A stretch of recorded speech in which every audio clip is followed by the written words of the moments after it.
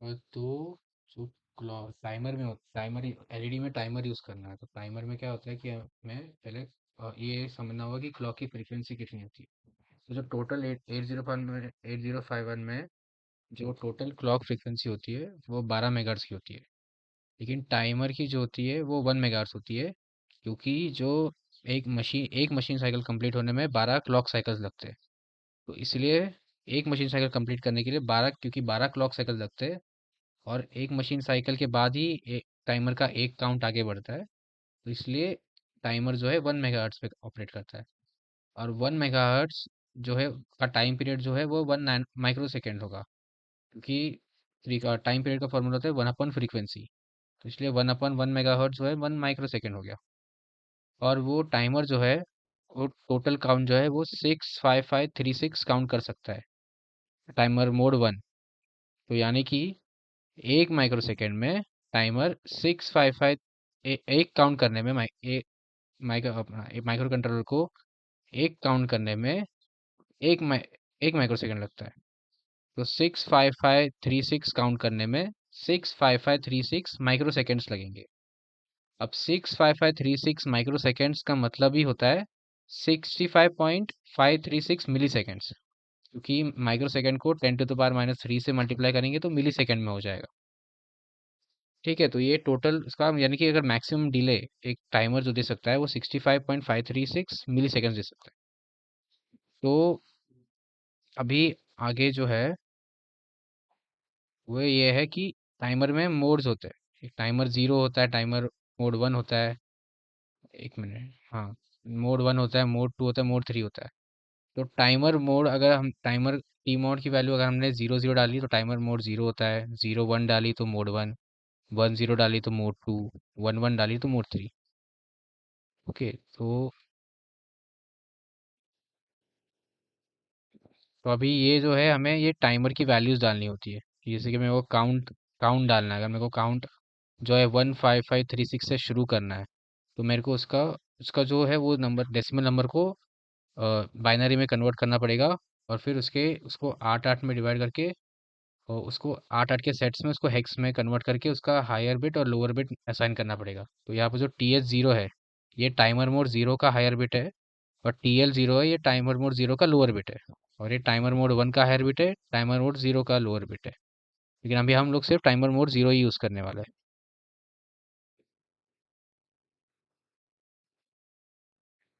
और फिर एक है ये टिकॉन रजिस्टर्स। टिकॉन रजिस्टर में ये जो है ये कंट्रोल के लिए है, और ये इंटरप्ट्स के लिए। तो इंटरप्ट्स अभी यूज़ नहीं करने वाले, सिर्फ कंट्रोल यूज़ करने वाले। और उसमें भी हम लोग टाइमर 0 पे ही काम कर रहे हैं। तो TF0 जो होता है वो होता है टाइमर रोकने के लिए। और TR0 जो होता है वो होता है टाइमर स्टार्ट करने के लिए। यानी कि TF0 जब 1 होगा, तब टाइमर जो है टाइम मतलब काउंट हो चुका है, और TR0 1 होगा तो टाइम काउंट शुरू होगा।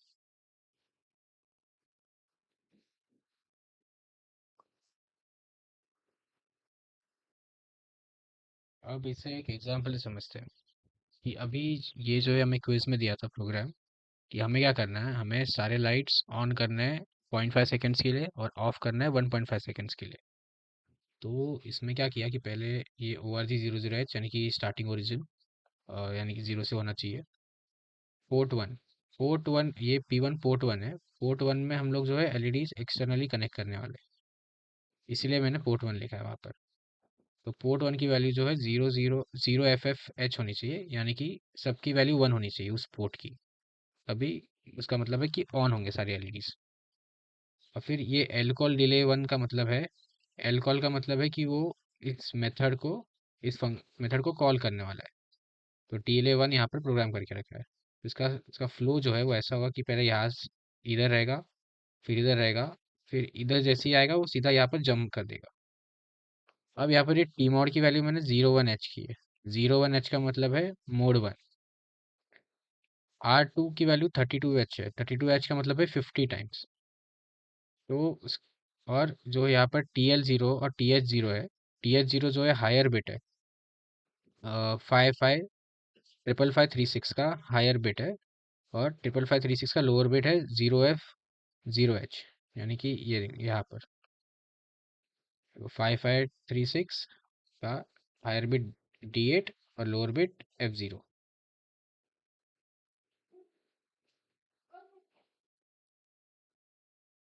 तो अभी ये समझाता हूँ कि ये काउंट जो है ये 555536 से शुरू क्यों किया।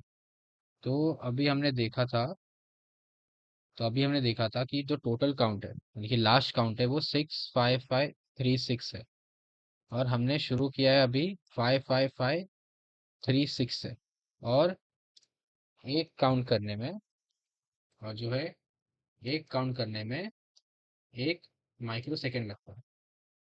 तो 65536 काउंट करने में 65536 माइक्रो सेकेंड्स लगेंगे।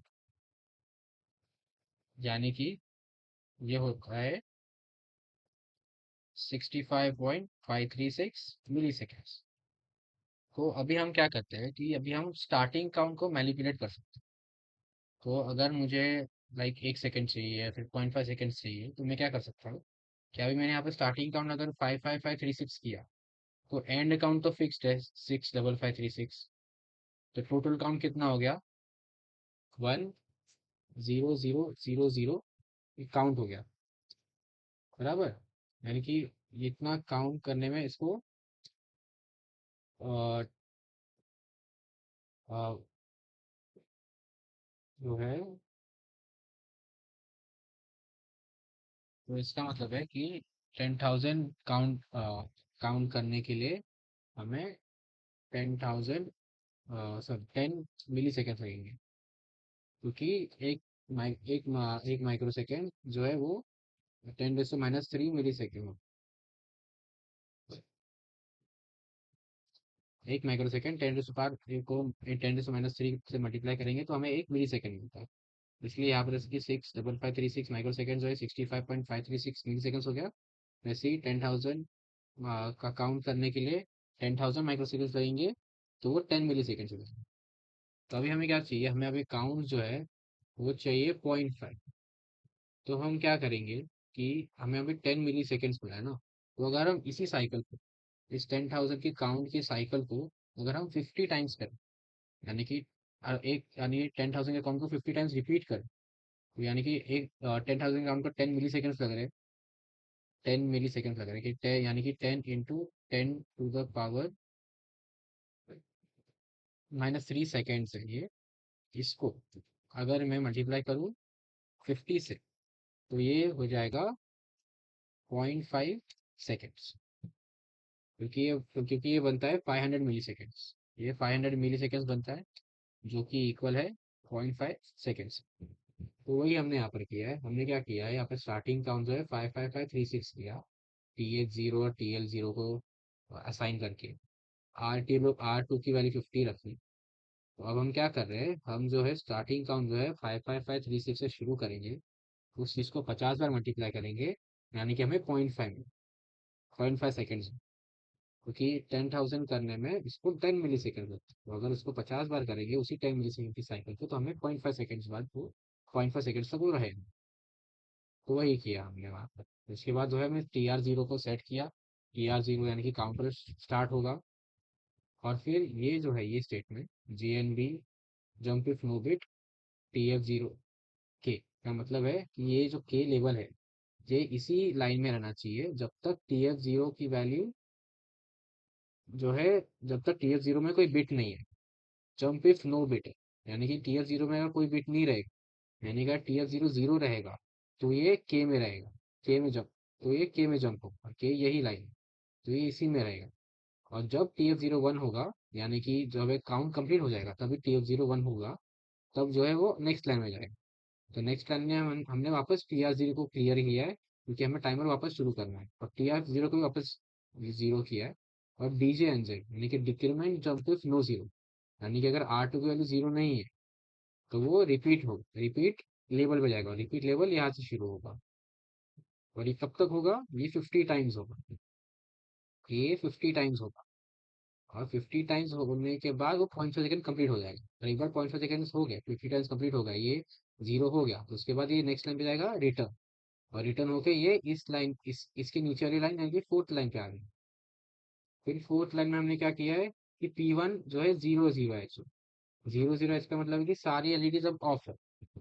तो हमने फिर डिले टू को किया, डिले टू में हमें कितना चाहिए, 1.5 सेकेंड। तो वहां पर क्या लॉजिक किया, वहां पर हमने स्टार्टिंग काउंट सेम लिया है 55536 का, लेकिन हमें 1.5 चाहिए था। तो हमने उसको जो है इंस्टेड ऑफ इसके इंस्टेड ऑफ 50 के हमने उसको 150 से मल्टीप्लाई किया। तो हमें मिल गया 1500 मिली सेकेंड्स, जो कि होता है 1.5 सेकेंड्स। तो यानी कि यही काउंट हमने 55536 से शुरू किया, उसको 150 टाइम्स किया। यहाँ पे जो हमने 50 टाइम्स किया था 0.5 के लिए, वही हमने 150 टाइम्स किया 1.5 के लिए। और फिर वही सेट सेट बी TR0, फिर jump if no bit TR0 उसी स्टेटमेंट में रहेगा, फिर TR0 क्लियर किया, TR0 क्लियर किया, फिर ये रिपीट हुआ ये इस लेवल के लिए। और ये ऐसा होता रहेगा। और उसके बाद जो है ये जंप ऑफ ऐसे यानी कि वापस रिपीट होता रहेगा। इसके बाद ये इस लाइन पे आएगा, और ये शॉर्ट जंप ऐसे मतलब ये वापस इधर इस लाइन पे चल रहेगा, और फिर ये एंडलेस लूप में चलता रहेगा इसी साइकिल में, 0.5 की साइकिल में और 1.5 की साइकिल में। अब ऐसे ही जो है बस एग्जाम में क्या हो सकता है कि नंबर्स बदल सकते हैं, या फिर बोल सकते हैं कि पैटर्न्स डालो कोड में, ऐसा। तो बस इसको जो है करने के और भी लॉजिक है, कि हो सकता है कि हम 55536 की जगह काउंट जो है 155536 से करें। तो 155536 से किया, तो हमें जो है अगर मान लो काउंट जो है हमने 15536 से शुरू किया, तो 65536 तक जाने तक 50,000 का काउंट बनता है। 50,000 का काउंट बनता है, जो कि होगा 50 मिली सेकेंड्स। तो अगर मैं इसको 20 टाइम्स करूँ, तो मुझे 1 सेकेंड मिलेगा। तो ऐसे ही इसको करने के बहुत सारे तरीके, कि अगर काउंट वो डिपेंड करता है कि हम काउंट कहाँ से शुरू करते हैं, और हमें कितना टाइम चाहिए उसके हिसाब से। तो इसमें इंपॉर्टेंट है कि मोड जो है वो 1 ही रखना है, और कितना बार रिपीट कर रहे हो लूप को, और TH0 और TL0 सेट करना है। ये इसमें इंपॉर्टेंट है। अभी इसका वर्किंग देख लेते हैं। अभी ये वर्क कैसे करता है, अभी मुझे ही इसको पहले बिल्ड करना। तो ये हो गया नो एरर्स। तो अब इसको बिल्ड शुरू कर रहा हूँ, डीबग। ये पोर्ट 1 मैंने यहाँ से उठाया, यहाँ से पेरिफेरल से पोर्ट 1 सेलेक्ट किया, तो ये यहाँ पर से पोर्ट 1 दिख गया। तो अब मैं जब इसको शुरू करूँगा, इसको शुरू करूँगा यहाँ पर रन करके, तो आप देख सकते हैं कि ये ऑन ऑफ हो रहा है। और ये 1.5 के लिए होगा। वो इसमें पोर्ट में बराबर से दिखता नहीं है, क्योंकि वो अल्टीमेटली सिमुलेशन है। लेकिन जब हम उसको एक्चुअली करते हैं, तो फिर वो हार्डवेयर पे बराबर से दिखता है टाइम पीरियड के साथ।